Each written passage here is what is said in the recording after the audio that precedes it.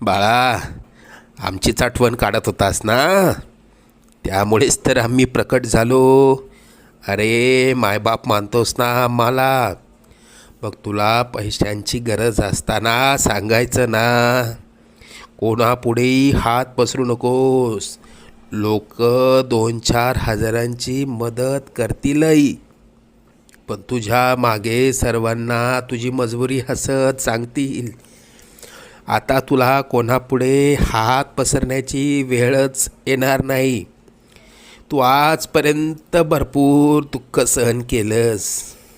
लवकरच तुझ्या रडक्या भाग्यात सुखाचे दिवस येतील. तुझ्या मनात असलेली इच्छा पूर्ण होऊन अक्कलकोटला पेढे घेऊन येणं होईल. येशील ना आम्हाला भेटायला अक्कलकोटला? सगळं मनात